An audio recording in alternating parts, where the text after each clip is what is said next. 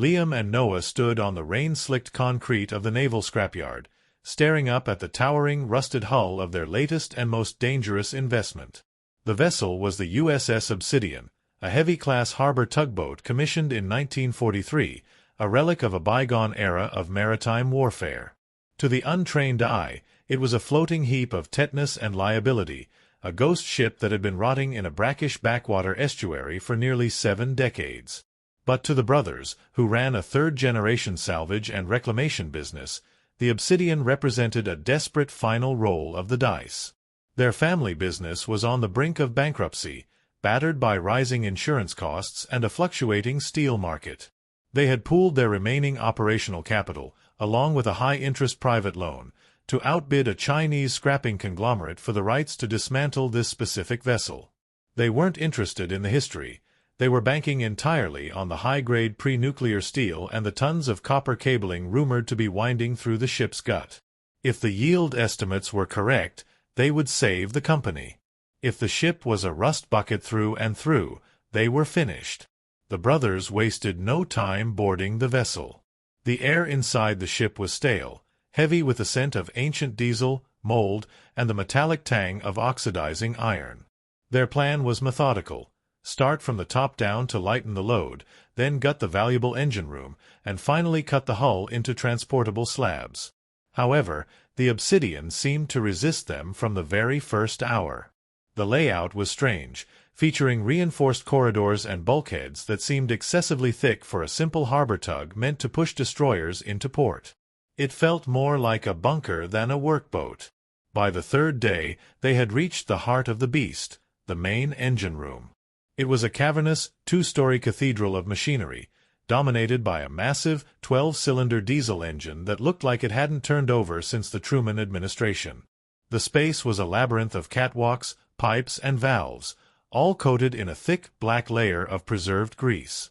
Liam, the elder brother and the master cutter of the operation, began the arduous task of mapping out the cut lines on the engine block.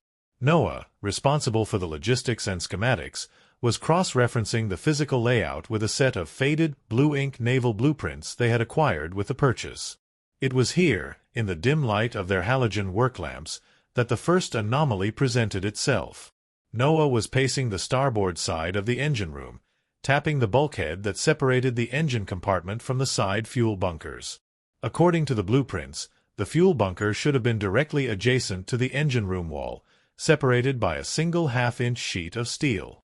But when Noah struck the wall with his pry bar, the sound wasn't the hollow, booming reverberation of an empty fuel tank. It was a dull, solid thud. It sounded like he was hitting a solid block of concrete, or perhaps a wall that was much thicker than the specifications indicated. Hey everyone! We are taking a quick second to ask for your support on this massive project. We are incredibly close to hitting our goal of 10,000 subscribers, and your subscription could be the one that pushes us over the line. If you love maritime mysteries and treasure hunting, please click that subscribe button right now. Also, we want to know who is on this journey with us.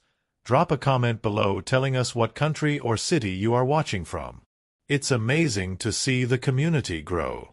And if you really enjoy the storytelling, check out the Super Thanks button to support the channel directly. Now, back to the Obsidian. Noah called Liam over, his voice echoing slightly in the vast metallic chamber. He pointed out the discrepancy on the blueprints. The schematics showed a straight bulkhead wall running the length of the engine room. However, the physical wall they were looking at jogged inward by about 4 feet for a span of 10 feet, creating a strange, unnecessary encroachment into the engine room space. It was seamlessly welded, painted over with the same lead-based gray paint as the rest of the ship, and obscured by a dummy manifold of pipes that didn't seem to connect to any vital systems.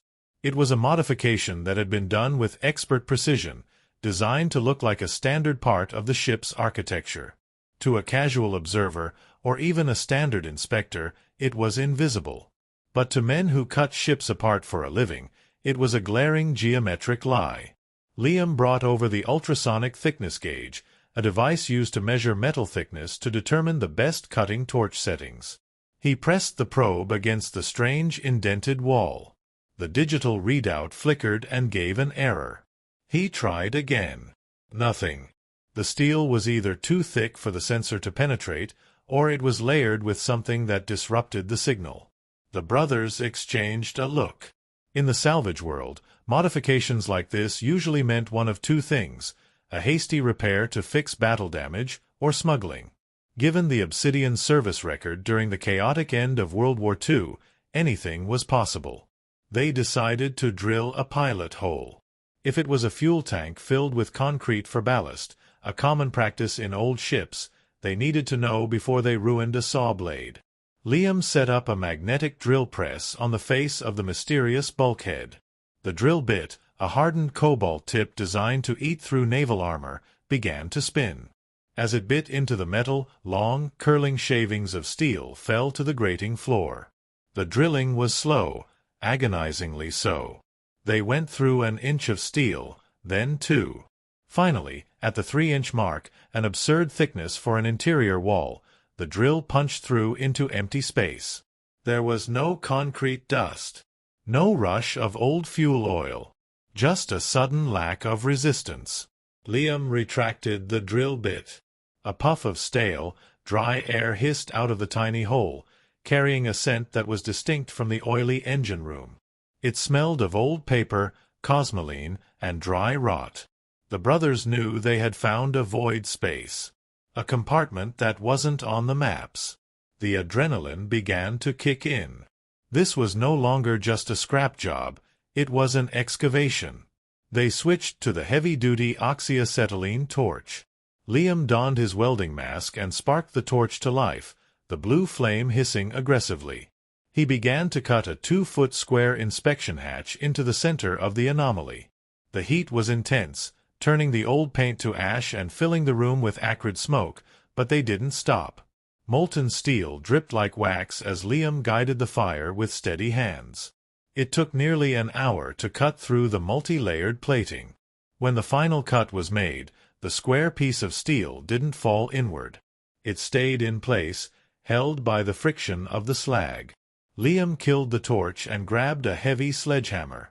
He swung hard, striking the center of the cut plate. With a screech of tearing metal, the heavy square fell backward into the darkness of the hidden compartment, landing with a heavy, metallic clang on a floor that sounded like grating. Silence returned to the engine room, save for the hissing of the cooling metal. Noah grabbed the high-powered inspection light and aimed it into the smoking hole. The beam cut through the lingering smoke and illuminated a space that was roughly 4 feet wide and 10 feet long, a perfect, secret closet hidden in the belly of the ship. The walls were lined not with steel, but with wood paneling, rotted and peeling. In the center of the tiny room, bolted to the floor, was a large, gray steel cabinet with a heavy combination dial, resembling a safe from a bank rather than a ship's locker. But it wasn't just the safe that caught their attention. Stacked around the safe, secured with rotting canvas straps, were several wooden crates stamped with faded black stenciling. The stenciling was in German. The eagle and swastika emblem was barely visible under the layer of dust. They had bought a generic American tugboat, but they had just cut their way into a hidden courier vault containing Nazi-marked cargo. The brothers stood frozen, the reality of the situation washing over them. This wasn't just scrap metal. They were standing on the precipice of a historical anomaly, a secret that had been welded shut in 1945 and hadn't seen the light of day until this very moment. Liam reached through the hot opening, his gloved hand trembling slightly, and brushed the dust off the nearest crate. The wood was brittle. Underneath the lid, something metallic glinted in the harsh light of the torch. It wasn't gold bars, not yet. It was a complex, brass machine with typewriter keys. An Enigma machine? Or something more dangerous? The brothers realized they needed to widen the hole. They had to get inside. Liam worked the cutting torch with renewed intensity, the blue flame slicing through the thick steel plate like a hot knife through butter. The initial inspection hole was too small for a man to fit through, so he had to widen the aperture, carefully carving a rough rectangle large enough to accommodate their shoulders. Molten slag dripped down the interior wall of the hidden compartment, hissing as it hit the damp, stale air trapped inside. Noah stood by with a fire extinguisher and a pry bar, his eyes fixed on the growing opening. The sense of discovery was intoxicating, overpowering the fatigue of the day. They weren't just salvage workers anymore. They were tomb raiders breaking into a sealed chapter of history. Once the steel slab was removed, the heat radiating from the cut metal made the air shimmer. They waited a few impatient minutes for the edges to cool before Liam, being the smaller of the two, volunteered to go in first. He shimmied through the jagged opening, his boots finding purchase on the wooden floor inside. He stood up, dusting the rust from his coveralls, and clicked his high-lumen flashlight to its maximum setting. The beam cut through the darkness, revealing the space in vivid detail. It was a tight, windowless cell, welded secretly into the void space between the fuel bunkers. The air was dry and smelled of old varnish and ozone. Liam signaled for Noah to pass him the crowbar. The first order of business was the wooden crates stacked against the left wall. They were made of high-quality pine, now darkened with age, and bound with rusted iron straps. Liam wedged the tip of the crowbar under the lid of the top crate and applied pressure. The wood groaned and splintered, the nails yielding with a screech that sounded painfully loud in the confined space. He leveraged the lid off and pushed it aside. Inside, nestled in a bed of decaying straw and oilcloth, was a piece of machinery that looked like a typewriter from a nightmare. It was a chaotic assembly of brass rotors, plugs, and Bakelite keys. Noah, peering through the hole from the engine room, asked what it was. Liam carefully lifted the heavy device. It wasn't a standard Enigma machine. The brothers had seen those in museums. This was larger, more complex, a Lorenz cipher attachment, the kind used for high-level strategic communication between the German High Command. To find one in a museum was rare. To find one still in its shipping crate inside a U.S. Navy tugboat was unheard of. This was captured technology, likely seized during the chaotic final days of the war in Europe and never turned over to Intelligence Command. It was war booty, stashed away by someone who knew its value to collectors or foreign governments. But the cipher machine was merely the appetizer. The main course was the gray steel safe bolted to the deck in the center of the room. It was a Mosseler safe, an American make, heavy and imposing, with a complex dial combination lock. It sat there like a silent sentinel, guarding the true purpose of the hidden room. Liam ran his gloved hand over the cold steel. There were no rust spots on the safe. The dry environment of the sealed compartment had preserved it perfectly. He tried the handle, but it was locked tight, immovable as the hull itself. Noah squeezed through the opening to join his brother, bringing the magnetic drill and a set of diamond-tipped bits. They knew they couldn't guess the combination. The only way in was destructive entry. They examined the safe's faceplate, identifying the likely location of the locking bolts and the tumbler mechanism. This was delicate work. If they triggered a relocker, a glass plate inside the mechanism designed to shatter and permanently seize the bolts if tampered with, the safe would remain closed forever, requiring them to cut it apart piece by piece with a torch, risking the contents. They decided to drill the dial. Liam set up the magnetic drill press, the magnet engaging with a solid thunk against the safe door. He aligned the bit carefully, calculating the drill point based on his knowledge of vintage safe mechanisms. He engaged the motor, and the high-pitched whine of the drill filled the small room. Metal shavings curled away from the bit as it bored into the hardened steel plate protecting the lock. It was a slow, tense process. One slip could ruin the bit or jam the lock. Noah sprayed cutting oil onto the site to keep the heat down, the smell of hot oil mixing with the stale air. After 20 minutes of nerve-wracking drilling, the bit punched through the hard plate and into the soft brass of the wheel pack. Liam stopped the drill and inserted a borescope, a thin fiber-optic camera, into the hole. He squinted into the eyepiece, manipulating the dial until he could align the gates of the tumblers. It took patience and a steady hand, but eventually the gates lined up. He withdrew the scope and gripped the heavy steel handle. He took a breath and pulled. With a heavy, mechanical clunk, The bolts retracted. The door swung open smoothly on well-oiled hinges. The brothers shined their lights into the interior of the safe. It was fitted with 3 deep steel drawers. Liam reached for the top drawer and pulled it open. The beam of light reflected off a surface so bright and yellow it almost hurt their eyes. The drawer was lined with black velvet, and resting on it were 6 heavy, rectangular bars. They weren't rough-poured ingots. These were refined, stamped gold bullion. Liam picked one up. It was incredibly heavy, far denser than steel. The stamp on the face was unmistakable. The Reichsbank eagle, the hallmark of Nazi Germany's central bank, along with a purity stamp of .999. This was plundered gold, likely looted from occupied Europe and then liberated by the crew of the Obsidian. The sheer value in that single drawer was enough to pay off their business debts 10 times over. But there were 2 more drawers. Noah opened the second drawer. It didn't contain gold. It was filled with small leather pouches. He opened one, pouring the contents into his gloved palm. Diamonds. Rough, uncut diamonds, looking like dull glass pebbles until the light hit them, igniting a fire of internal reflection. There were dozens of pouches. This was a portable fortune, easily concealable and untraceable. The third drawer, however, held the item that would explain the why. It contained no precious metals or gems. Instead, it held a single, leather-bound logbook and a thick, wax-sealed envelope marked "Eyes Only, Captain Vance." The logbook was not the ship's official deck log. It was a personal journal. Liam opened it to the first page. The handwriting was jagged and hurried. The date was May 1945. The entry detailed a rendezvous in the North Atlantic, not with a convoy, but with a surfacing German U-boat attempting to surrender. The brothers realized they weren't just looking at stolen treasure. They were looking at evidence of a high-seas crime. The captain of the Obsidian hadn't just salvaged a wreck. He had intercepted a fleeing U-boat carrying the personal wealth of fleeing high-ranking officers.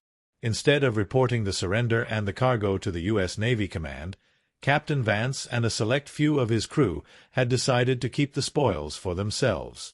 They had built this room, hidden the gold and the tech, and planned to come back for it after the war. But something had stopped them. The ship was decommissioned and left to rot, and the captain never returned. The brothers were now the sole possessors of a fortune that was technically stolen twice, first by the Nazis, then by the Americans. And the logbook hinted at something else, a final entry that made Liam's blood run cold. The cargo in the bow is unstable. If we don't offload it soon, the gold won't matter. The euphoria of the gold discovery was instantly shattered by the chilling final sentence in Captain Vance's logbook: "The cargo in the bow is unstable." Liam stood in the cramped secret vault, the leather-bound journal trembling in his grease-stained hands. He read the entry again, his eyes darting across the faded ink.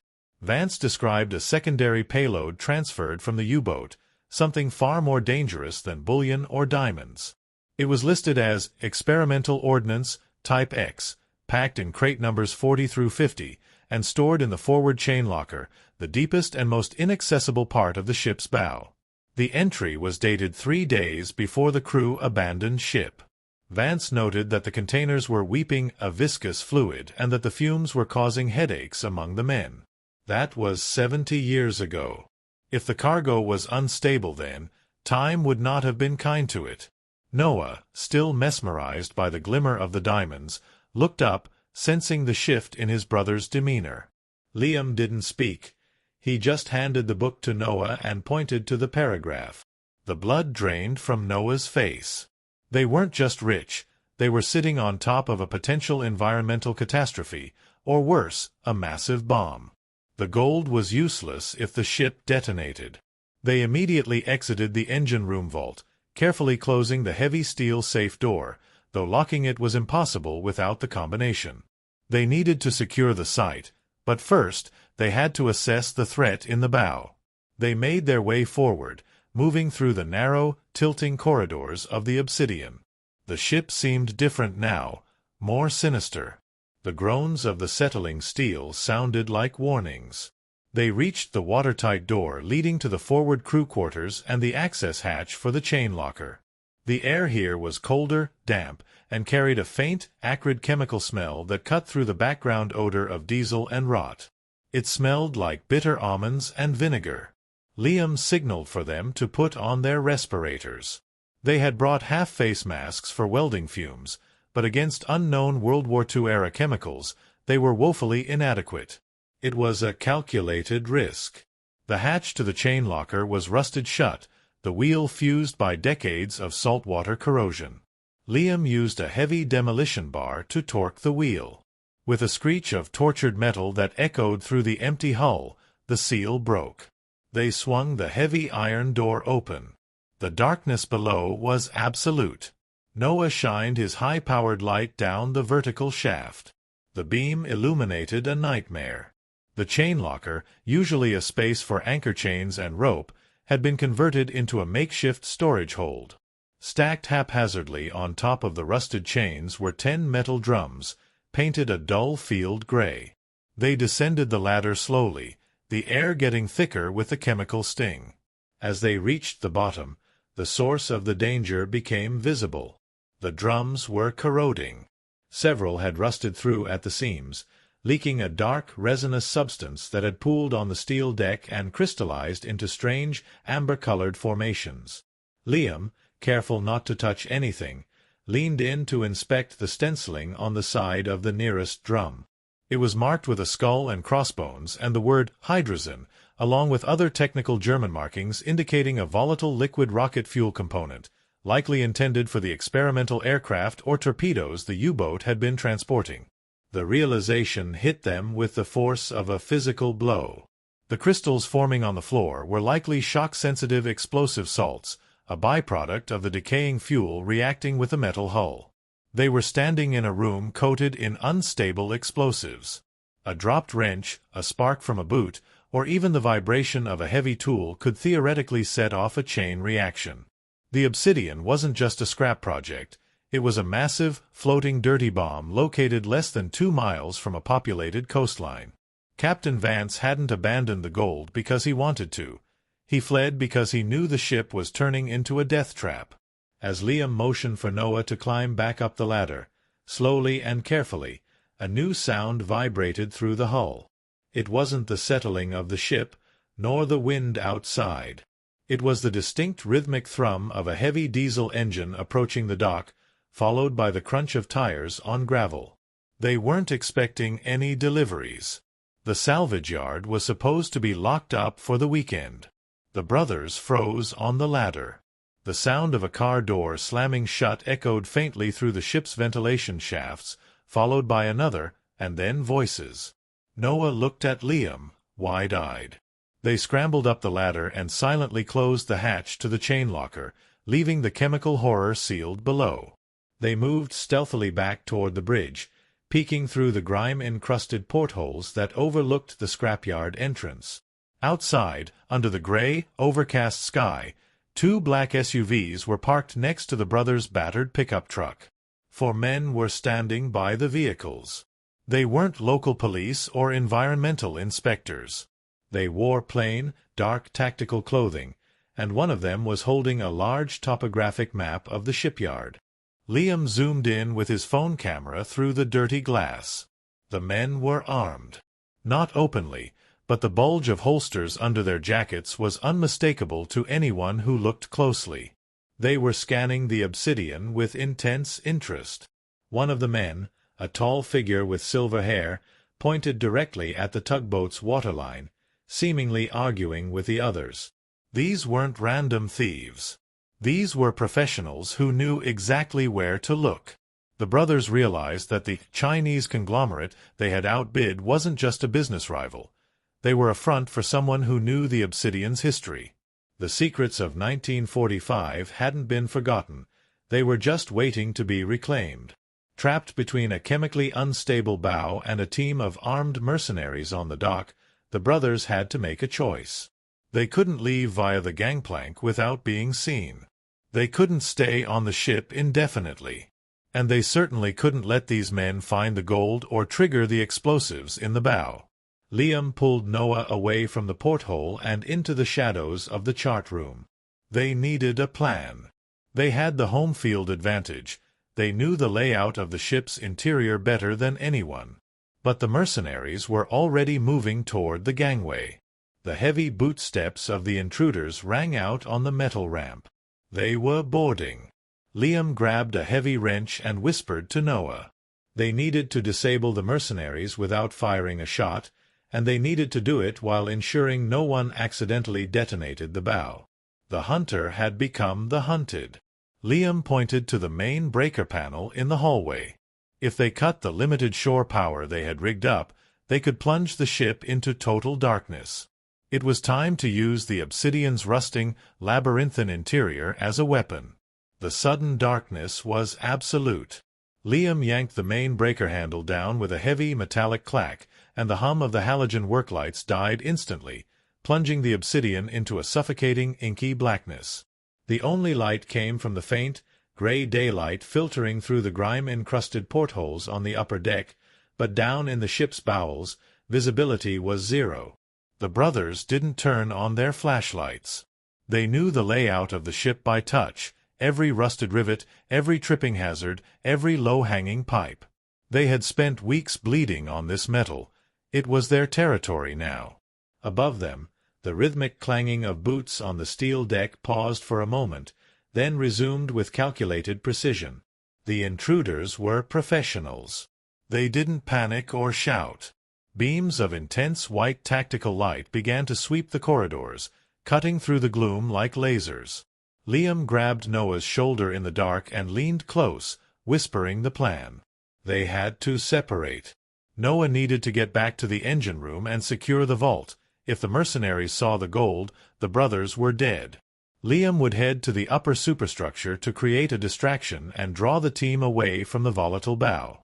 If a stray bullet hit the chain locker, the hydrogen crystals would vaporize them all. Noah moved silently towards the aft ladder, his rubber-soled work boots making no sound on the grating. Liam moved forward, grabbing a heavy steel pipe wrench from a tool bench as he passed. He crept up the companionway toward the mess hall. He could hear the voices of the men now, low, terse commands. They spoke English with a distinct, clipped accent. "Clear the bridge. Check the hold. Target is likely in the keel." They knew exactly where the hidden compartments were typically located in this class of vessel.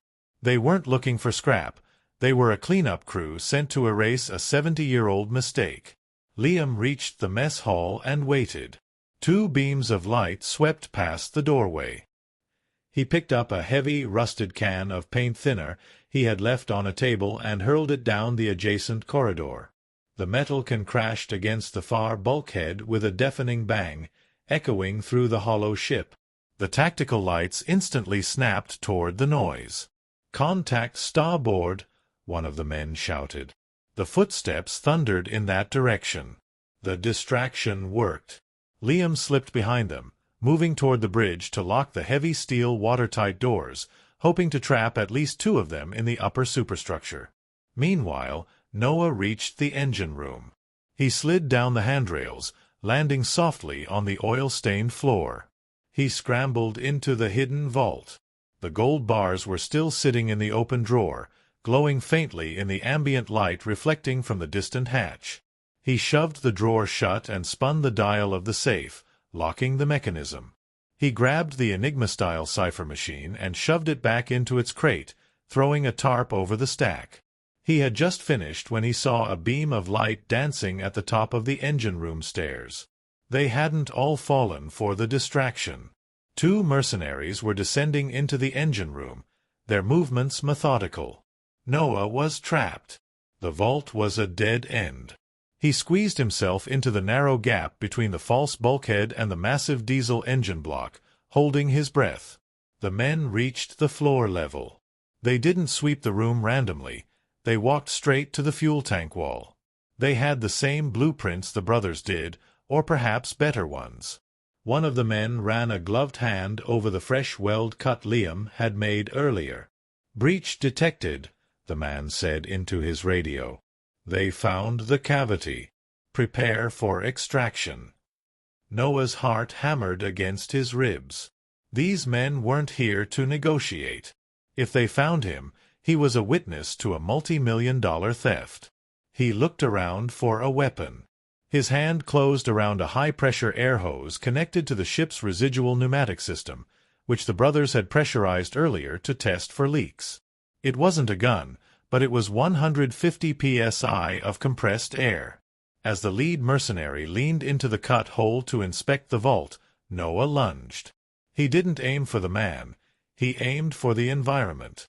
Noah triggered the air blast directly into a tray of old, powdered rust and metal filings on the workbench next to the man. The blast created an instant, blinding cloud of sharp particulate matter. The mercenary roared in pain, clutching his eyes as the metal dust filled the air. Noah didn't hesitate. He swung the heavy brass nozzle of the hose, striking the second man's wrist, knocking his flashlight to the floor. The engine room descended into chaos. "Liam!" "Engine room!" Noah screamed, abandoning stealth. On the deck above, Liam heard the shout. He abandoned his plan to lock the doors and sprinted for the emergency maintenance hatch that dropped directly into the engine room.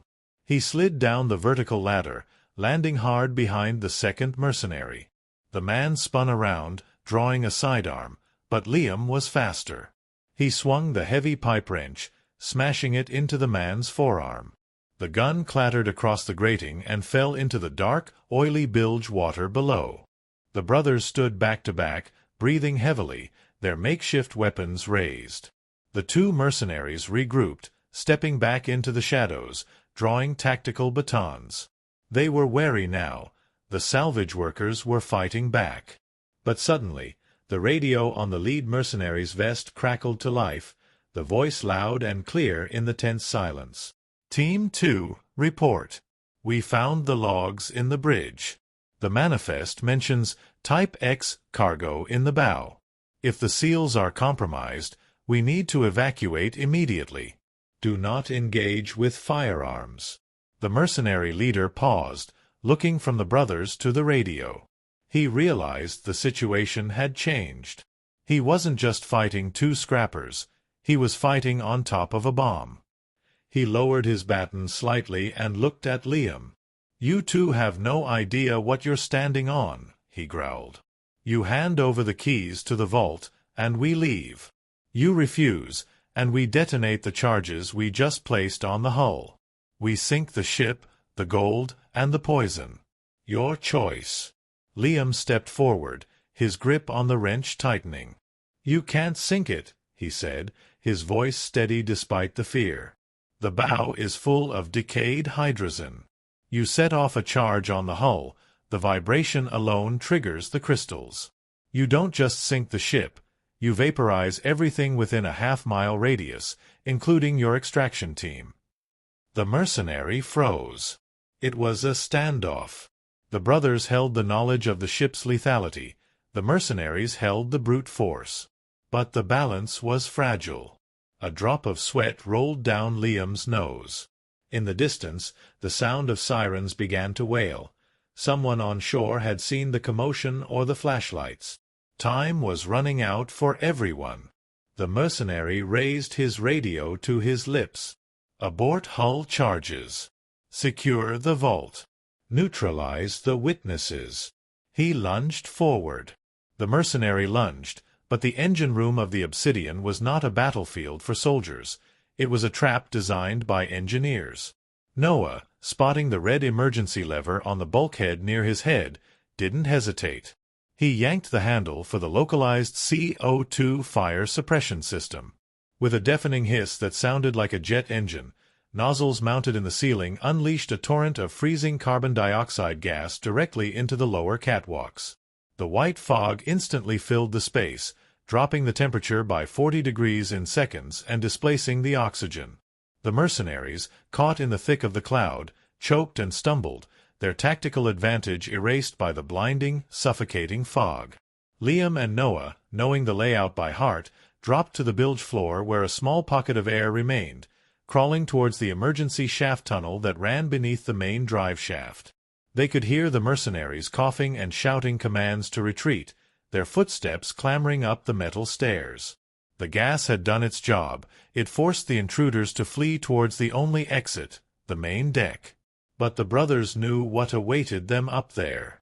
The sirens outside had stopped wailing and had been replaced by the amplified voice of a megaphone ordering everyone on the vessel to surrender.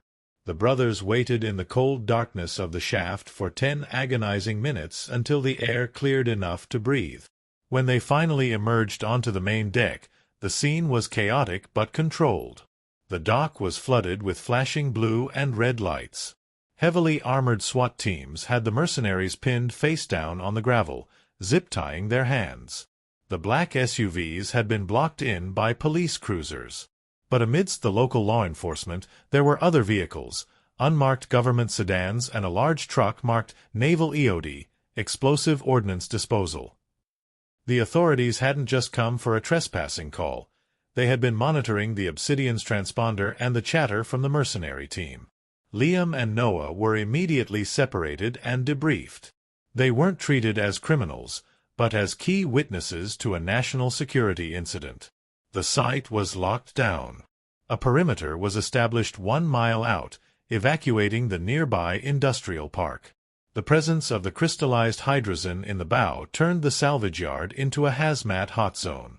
For the next 3 days, the brothers watched from a safe distance as men in full-body containment suits slowly, painstakingly removed the rotting drums of volatile fuel from the tugboat's bow. Each drum was loaded into a blast-proof containment chamber.